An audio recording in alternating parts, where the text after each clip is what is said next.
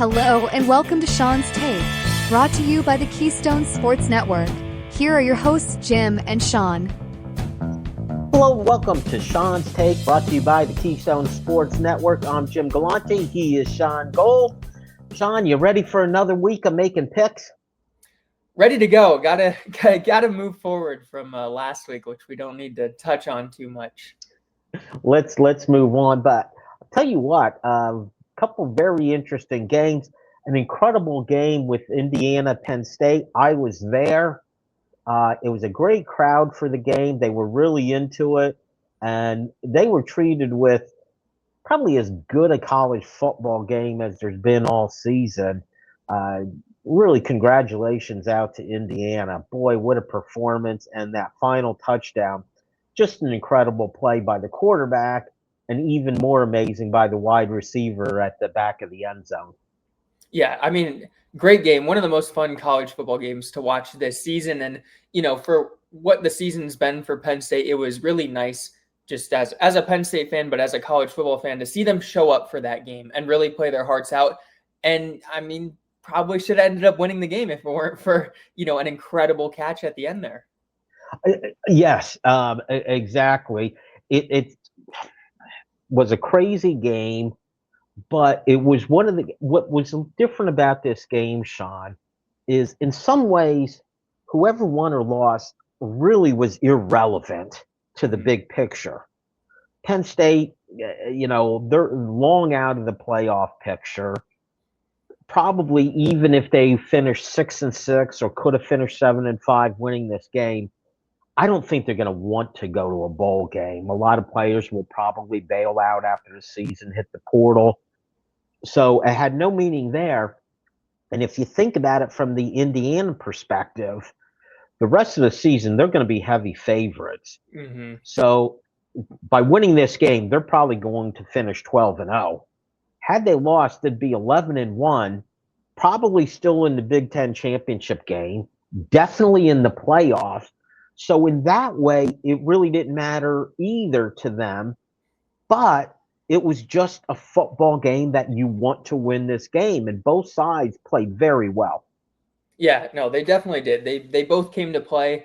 And, like you said, for Indiana, it really didn't affect their playoff standings. I mean, I would be shocked if they lose a game this season now, just like you said, maybe besides the Big Ten championship game, which for playoff implications, both teams, Ohio State and them, assuming that's how it shapes out, are going to be in the playoffs. And I guess it's, we're talking about seeding at that point. But I think for them, they're probably pretty excited to finish with an undefeated regular season if that is indeed what happens, because I'd have to go back. But I mean, I don't think in my lifetime I've ever seen Indiana come close to that. So it's just another, big step forward for the Indiana football program as a whole to really go from nothing to a major national championship caliber program, which is pretty impressive in a couple years that we've seen them turn this around.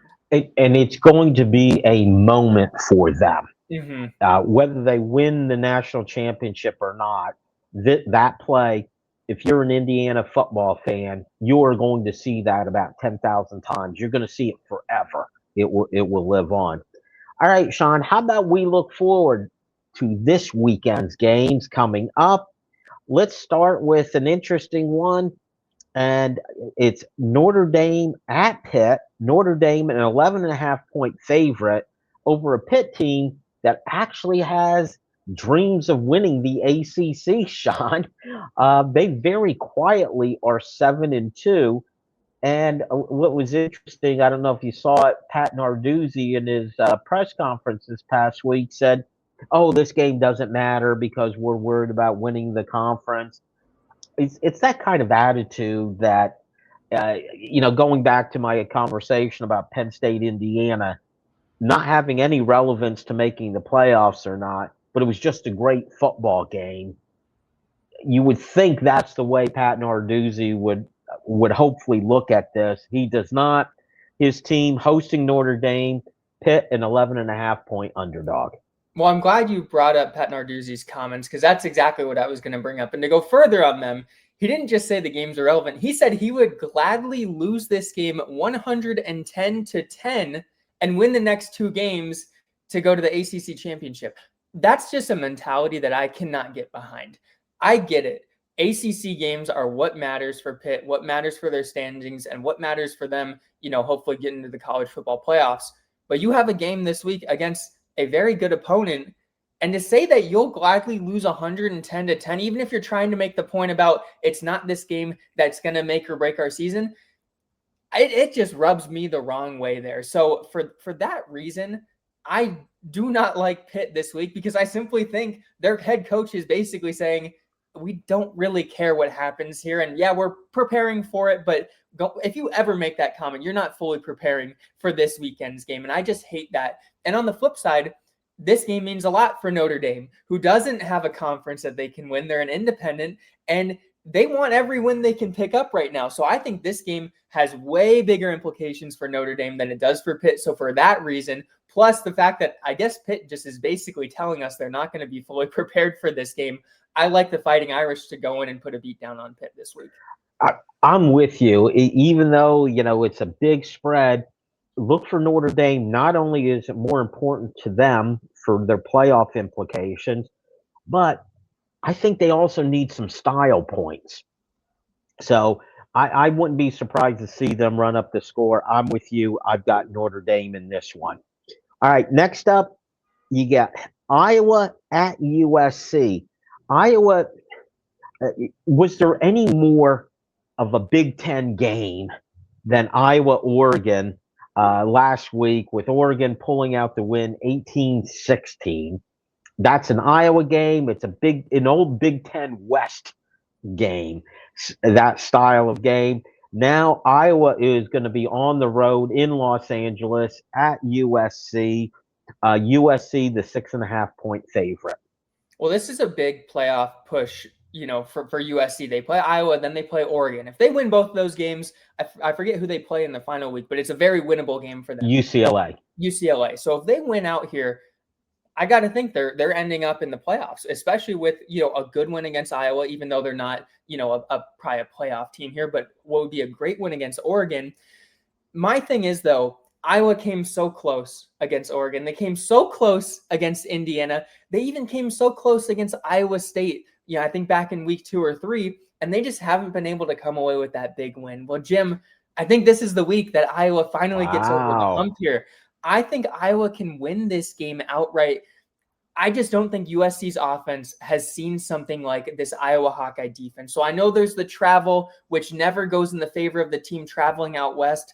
But, man, this Iowa Hawkeye defense is legit, and I think they're going to give the Trojans some trouble here. So, even though I'm in LA, I hate to go against the, the home school here for me, but I've got to go with Iowa plus 6.5 on the road here, Jim. I'm actually going with USC. I think Iowa's 2 best games were at home, and ironically were losses. Close losses to Oregon and to Indiana at home, where they can make it a rock fight, okay? This past week, it was rainy, it was cold. I mean, that's exactly what Iowa wants. They're going to go into USC. I haven't looked at the weather forecast, but I'm assuming it's sunny, it's 70 degrees. For Iowa, that's worse than a blizzard. So, and they're on the road, and they're traveling to the West Coast, and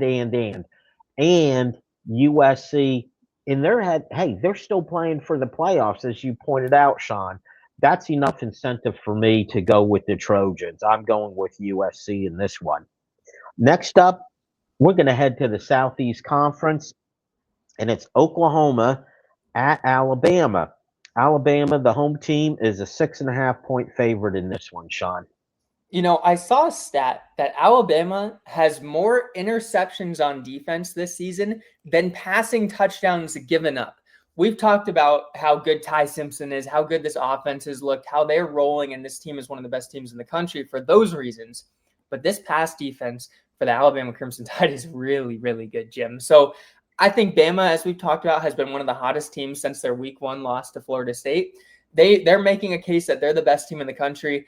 And at home in this one, I think that's going to be a very difficult place for Oklahoma to play, especially if Bama is able to do what they've done all season and shut down the passing offense.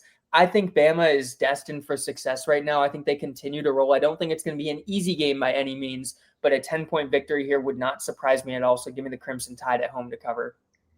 I'm with you on this with Alabama, and week after week, we seem to say the same thing about this Alabama team. Take out that first week loss to Florida State. Well, you're not allowed to do that, okay? That counts. But since then, wins at Georgia, against Vanderbilt, at Missouri, against Tennessee, against LSU. They probably have the best resume in the country. And I know that makes me sound like a Southeast Conference homer. So be it. I think their resume is the best in the country outside of that loss to Florida State. There's a very good argument they could be the best team in the country. And by the way, as long as I'm going off on a tangent here, Shaun, to me, this is also the argument for a playoff where Alabama, with that one loss to Florida State, by the way, they went out of conference and lost that game. It doesn't mean they can't make the playoffs. So here we have potentially the best team in the country, who in prior years may have been all but eliminated by losing that first game, and that's not the case anymore, which I appreciate. Long way of me saying I've got Alabama also, even giving up 6.5 points. All right, Shaun, let's stay in the Southeast Conference. Another big matchup. This is Texas at Georgia. Georgia, the home team, 6.5 point favorite.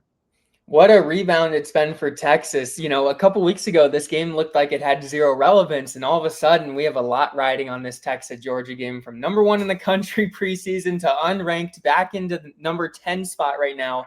I think Texas is starting to look like the team they were supposed to be, and their season is very much on the line right now. I think if they lose this game, 3 losses there, I don't think they can get into the playoffs at all. No matter who else loses here, I just think they're going to be out. Georgia has done absolutely nothing wrong, but I have to go with the Longhorns here, Jim, to complete this improbable comeback. I think they might be able to shock the Georgia Bulldogs in this one. So give me Texas to be everything they were supposed to be and everything they've looked like the past couple weeks to get this, I think, an outright win against Georgia, but to cover the spread as well. Well, I'll tell you what, let's take a look at the Southeast Conference playoff situation with standings. And taking a look at it, Shaun, Texas A&M, Alabama, Georgia, and Ole Miss all appear to be in great position to make the playoffs. I don't want to say they're all 4 guaranteed, but they're all a really good bet to make it. Just on the outside looking in, Texas, Vanderbilt, and Oklahoma. All right? We already talked about Oklahoma having to go up against Alabama. If they lose, they're eliminated. You still have then Vanderbilt and Texas. Texas has games against Georgia this week, and they finish up with Texas A&M. Okay, these are 2 of the top 5, 6, 7 teams in the country. So for them to win out, they will have earned that playoff position. Okay, if Texas wins this game, gives Georgia their second loss, we might have some craziness going on in the Southeast Conference. As much as I love chaos, and I do, I really do, I think Georgia wins this game. I think they eliminate Texas from the playoff picture, and we move on from there, Shaun. I've got the Georgia Bulldogs at home, even giving up 6.5 points. All right, Shaun, our final game. We're in the Big Ten. It's our Penn State Nittany Lions, 0-6 in conference against those Michigan State Spartans, also 0-6 in conference. Penn State on the road at Michigan State. Penn State a 7.5 point favorite.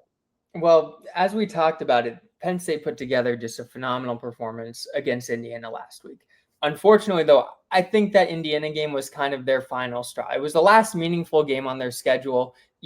To lose the way they lost, that's got to be a hard thing to come back from. You just think you're going to beat the number 2 team in the country, kind of make something out of a nothing season where everything's gone wrong. And on the final play of the game, incredible toe tap, boom, you lose. You just have to feel defeated there. So with that being said, though, both of these teams, as you mentioned, 0-6 in conference. They're both 3-6 overall. Even though I think Penn State probably feels pretty defeated right now, Jim, Michigan State's just not a very good team. And I think when we look at both of these teams at 3-6, there's one 3-6 team here that's clearly better than the other 3-6 team here, and that is reflected in the spread. But I still think Penn State has to go out and by default just get a pretty sizable win in this game. I think obviously they're going to not want to continue this losing streak that they're on, and they're going to try to rebound here. But even with a lack of motivation, I just think there's such a better team. And Michigan State's really struggling and just has gotten blown out in so many games this year, where at least Penn State's been competitive in most of them. I'm going with Penn State in this one, Jim. Well, I'll tell you what, kind of an interesting symmetry between the two teams. Both won all 3 out of conference games. Terrible schedules. They both are 0-6 in conference. Also, here's another little Michigan State note for you. You ready for this, Shaun? All right. 6 losses for Michigan State in the Big Ten. 5 of the 6 were by double digits. Their one game that was close was last week against Minnesota. They actually went into overtime for that heartbreaking loss. Sensing a theme here, Penn State last week, probably their best effort against Indiana, a late loss in a very tight game. Here's where I think the difference is. One, as you pointed out, Penn State is the more talented team. They really are. So it becomes, all right, how does this close loss, the heartbreaker that each team felt last week, how does it affect them? Believe it or not, I get the sense or the feel from this Penn State team that even though, as you pointed out, this may have been their last hurrah, they didn't come out of that game defeated. It was more a sense of, hey, finally, we're seeing what we are about. The young quarterback, Ethan Grunkmeyer, was finally allowed to throw the ball down the field. Guess what? It worked. I know that's crazy talk, but it worked. Nick Singleton, who had been just a disappointment all season, actually had his first big run of the season. He scored 3 touchdowns. I think this Penn State team knows their season is over. It's not going to be nearly what they want. But I think this is a situation where this loss to Indiana, I think, will actually inspire them going forward. I think it'll be a different team. And I'm going with the Nittany Lions also in this one, Shaun. We shall see. All right, that's our final game of the week. Shaun, fingers crossed that we have a good one. Thank you, Shaun. Thank you all for being here. Make sure you tune in again next week for Shauns Take. Keystone Sports Network.